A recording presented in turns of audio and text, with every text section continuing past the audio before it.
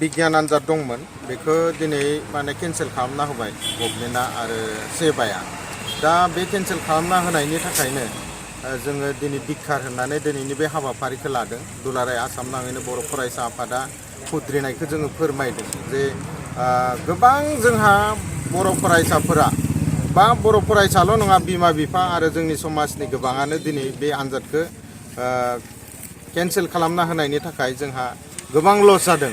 बे गोबां लस जानायनि थाखायनो दिनैनि बे खुद्रिसारनायखौ दुलाराय बर' फरायसा आफादा लादों। दा बेल' नङा दिनै फरायसाफोरा मेट्रिक फाइनाल होनायाव गिलुं आनजाद होनो गोनां जादों आरोखि।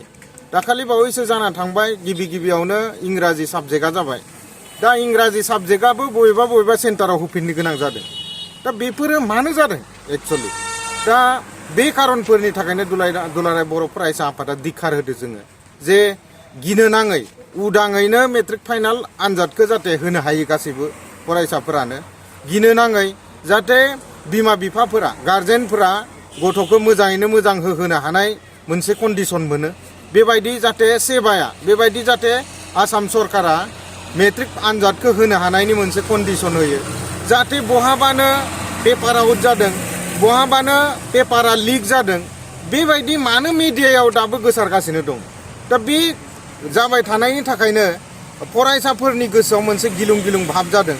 सोरबा बिराद खस्थ' खालामना फरायनानै सोरबा पेपार आउट मोननानै आनजादखौ लिरोबा बेवहायबो जोंहा गोबांथार साननो गोनां बाथ्रा दं आरो मोजां गथ'नोसो बांसिन खहा जागोन आरोखि।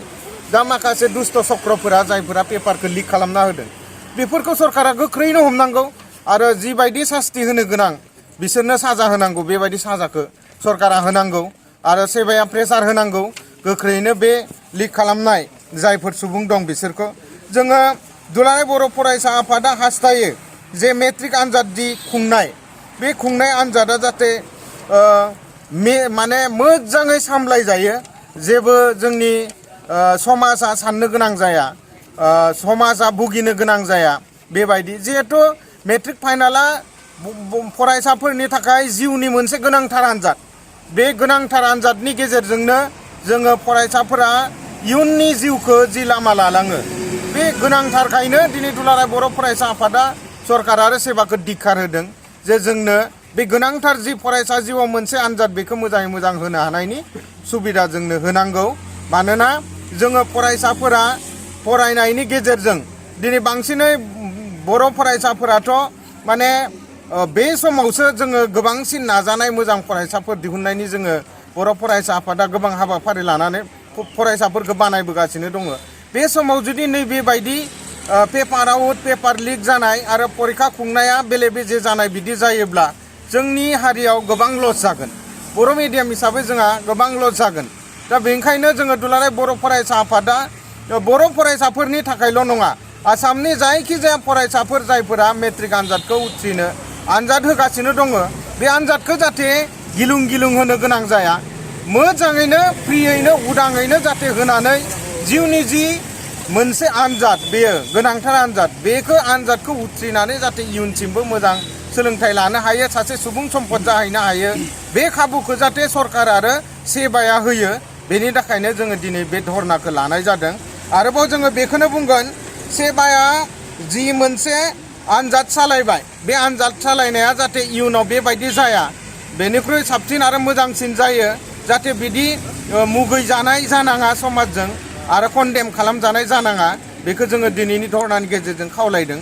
आरो जि मोनसे आनजाद खुंदों बे आनजाद खुंनायखौ ओरैबायदि खुंनांगौ जाहाथे जेबो जेंना जेंसि जाया बिराद हुसियारै खुंनांगौ जेराव मोजाङै मोजां आनजादा जालांनायनि गेजेरजों जोङो मोजां गुन गोनां सोलोंथाइ गोनां फरायसाफोर दिहुननो हायो। दा बेबायदि जाहाथे उनाव आरोबाव जाबावा बेनि थाखाय जोङो दिनै बे 1 घन्टानि धरना मोनसे लादों। दा बे धरनाखौ जोङो गगामुग ओनसोलनिनो मोनसे बिअ अफिस दङ बे अफिसनि मोखाङाव लादों।